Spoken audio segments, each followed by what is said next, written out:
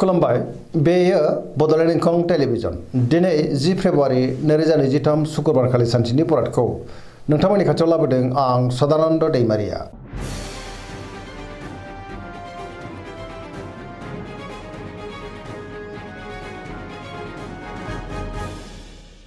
सिगां फरायनो लादों मेष राशि गिबि हांखो अ ल दिनैनि साना जोबोर मोजां गोबां मोजां खाबु मोननोबो हागौ गोसोखौ दिनै जोबोर गोजोननाय मोनगोन बहाबा हान्थिनो एबा दावबायनो खाबु मोननोबो हागौ मावनो लानाय खामानिखौ थि समावनो आरो गोरलैयैनो मावफुंनोबो हागोन गोसोआ दिनै जोबोर खुसि जागोन देहाया मोजाङै थागोन अब्लाबो नाथाय जानाय लोंनायाव सांग्रां जानांगोन सोरबा लोगोनिफ्राय मोजां खौरां मोननोबो हागौ रांखावरियाव दिनै जोबोर मोजां होनजायो गोबां धोन आरजिनो हागोन बेफार फालांगियावबो दिनै जोबोर मोजां मुलाम्फा मोननो हागोन आयाबो बांनो हागौ सोरबा लोगोनिफ्राय थोजासे हेफाजाब मोनगोन नखराव बिसि फिसायनि गेजेराव अनलायनाय फैगोन बिदा फंबायजों दिनै मोजां सोमोन्दो थागोन आरो बिसोरनिफ्राय थोजासे हेफाजाब मोनगोन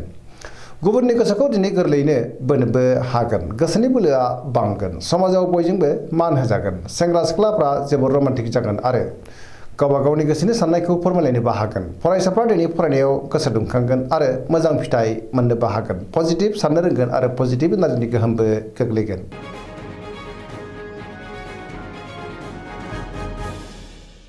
वृष राशि गिबि हांखो इ उ ब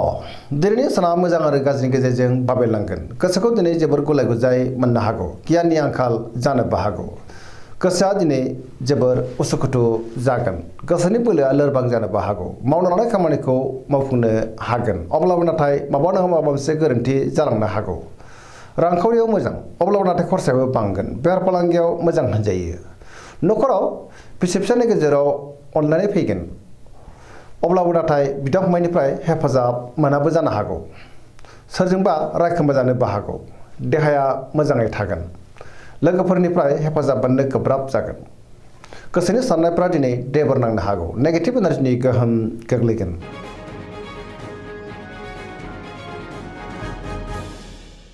मिथुन राशि गिबि हांखो ख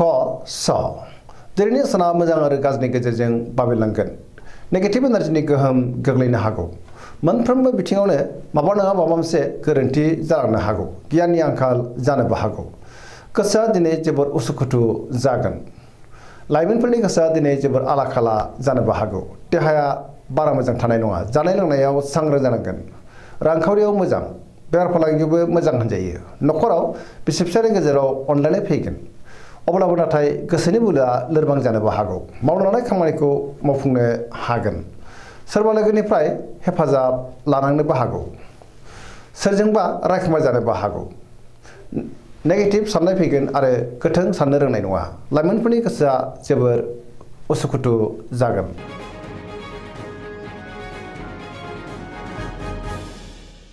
कर्कट राशि गिबि हांखो ड ह दिनैनि साना जोबोर मोजां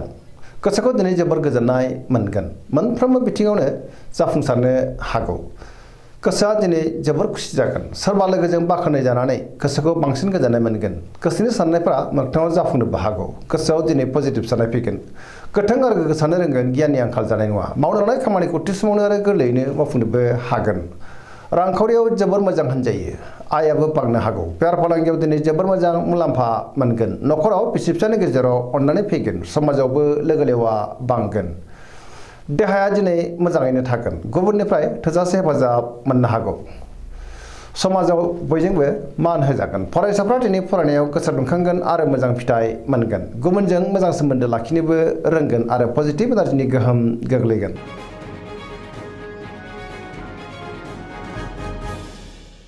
सिंह राशि गिबि हांखो म ट दिनैनि साना जोबोर मोजां गोसोखौ दिनै जोबोर गोजोननाय मोनगोन मोनफ्रोमबो खामानिखौनो दिनै गोरलैयैनो मावफुंनो हागोन मावनो लानाय खामानिखौ थि समावनो मावफुंनो हागोन सोरबा लोगोनिफ्राय थोजासे हेफाजाब मोननोबो हागौ आरो बहानिफ्रायबा मोजां खौरांबो फैनो हागौ बहाबा दावबायनो एबा हान्थिनो खाबु मोनगोन आरो मोजाङैनो हान्थिनोबो हागोन रांखावरियाव जोबोर मोजां अब्लाबो नाथाय खरसायाबो बांनो हागौ बेफार फालांगियाव दिनै जोबोर मोजां मुलाम्फा मोनगोन गोसोनि साननायखौ दिनै गुबुननो फोरमायनोबो हागोन नखराव बिसि फिसायनि गेजेराव अननानै फैगोन समाजाव मान मोनगोन गुबुननि गोसोखौ गोरलैयैनो बोनो हागोन देहाया दिनै मोजाङैनो थागोन गुबुननि थाखाय गोबां मोजां खामानि मावनानै होनोबो हागोन गोसोआ दिनै जोबोर रमान्टिक जागोन आरो गावबा गावनि गोसोनि साननायखौ लाइमोनफ्रा फोरमायलायनोबो हागोन।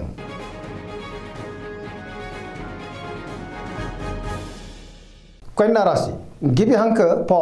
ट दिनैनि साना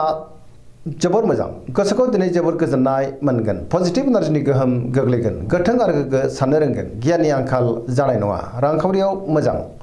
अब्लाबो नाथाय खरसायाबो बांनो हागौ बेफार फालांगियाव दिनै जोबोर मोजां मुलाम्फा मोनगोन देहाया मोजाङैनो थागोन नखराव बिसि फिसायनि गेजेराव अनलायनाय फैगोन सोरजोंबा बाख्नाय जानो हागौ गुबुननि थाखाय गोबां मोजां खामानि मावनानै होनोबो हागोन सोरजोंबा बाख्नाय जानानै गोसोआ दिनै जोबोर खुसि जागोन पजिटिभ एनार्जिनि गोहोम गोग्लैनोबो हागौ लाइमोनफोरनि गोसोआ दिनै जोबोर रमान्टिक जागोन आरो गावबा गावनि गोसोनि साननायखौ फोरमायलायनोबो हागोन।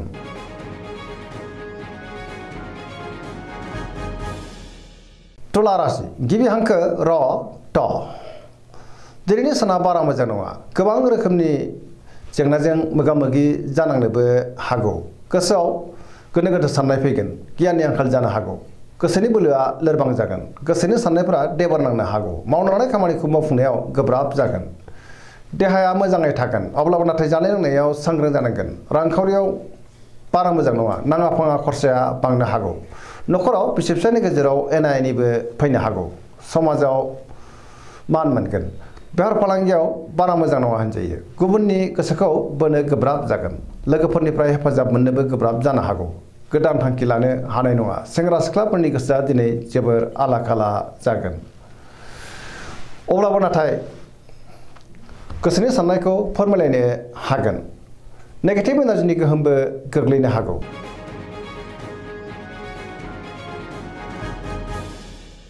वृश्चिक राशि गिबि हांखो न स दिनैनि साना जोबोर मोजां गोसोनि बोलोआ बांगोन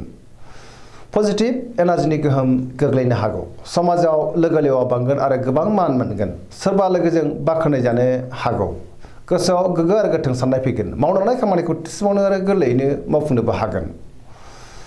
गुबुननिफ्राय थोजासे हेफाजाब मोननो हागौ गोसोनि साननायफ्रा दिनै मोगथाङाव जाफुंनो हागौ नखराव बिसि फिसायनि गेजेराव अनलायनाय फैगोन बिदा फंबायजों मोजां सोमोन्दो थागोन आरो बिमा बिफानि अननाय आरिफोरखौ मोननो हागौ रांखावरियाव जोबोर मोजां बेफार फालांगियावबो दिनै जोबोर मोजां मुलाम्फा मोननो हागोन अब्लाबो नाथाय खरसायाबो बांनो हागौ देहाया मोजाङैनो थागोन गुबुननिफ्राय थोजासे हेफाजाब मोनगोन फरायसाफ्रा दिनै फरायनायाव गोसो दुंखांगोन आरो मोजां फिथाइ मोननो हागौ सेंग्रा सिख्लाफ्रा जोबोर खुसि जागोन।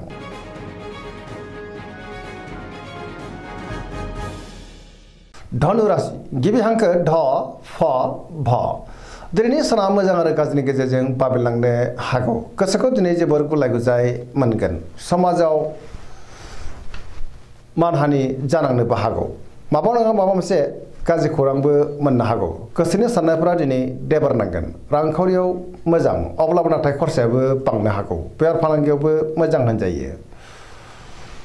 बहाबा दावबायनो एबा हान्थिनो खाबु मोनगोन अब्लाबो नाथाय लामा सामायाव सांग्रां जानाया गाहाम देहाया दिनै बारा मोजां थानाय नङा गगा बायदिसिनाजों खस्थ' मोननांनोबो हागौ नखराव बिसि फिसायनि गेजेराव अनलायनाय फैगोन बिदा फंबायनिफ्राय हेफाजाबखौ मोननो हागौ सोरबा लोगोनिफ्राय हरखाबै गाज्रि खौरांबो फैनो हागौ लाइमोनफोरनि गोसोआ दिनै जोबोर आला खाला जागोन फरायसाफ्रा दिनै फरायनायाव गोसो दुंखांगोन आरो मोजां फिथाइ मोननोबो हागोन।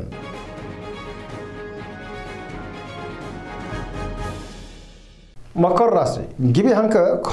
ज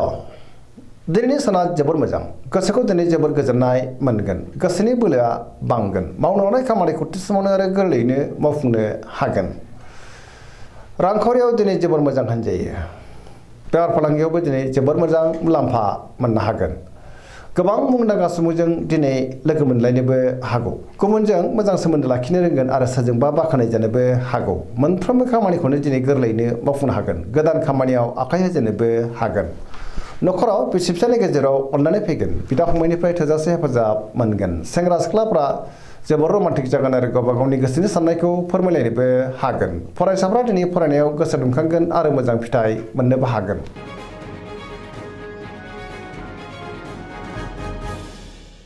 कुम्भ राशि गिबि हांखो ग स दिनैनि साना बारा मोजां नङा गोसोखौ दिनै जोबोर गुलाय गुजाय मोनगोन मावनो लानाय खामानिखौ थि समावनो मावफुंनो हायोब्लाबो माबा नङा माबा मोनसे गोरोन्थिबो जालांनो हागौ सोरबा लोगोनिफ्राय हरखाबै गाज्रि खौरांबो फैनो हागौ समाजाव मानहानि जालांनोबो हागौ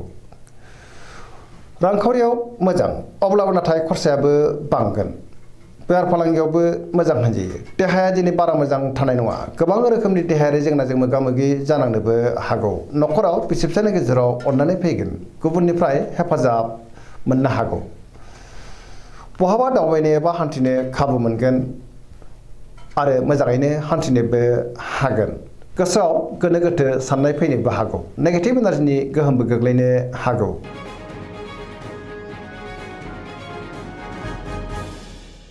मीन राशि गिबि हांखो ड स दिनैनि साना बारा मोजां नङा गुबुननि थाखाय नाङा फाङा जेंनायाव गोग्लैनांनोबो हागौ गोसोआव गोनो गोथो साननाय फैगोन गोसोनि बोलोआबो लोरबां जानो हागौ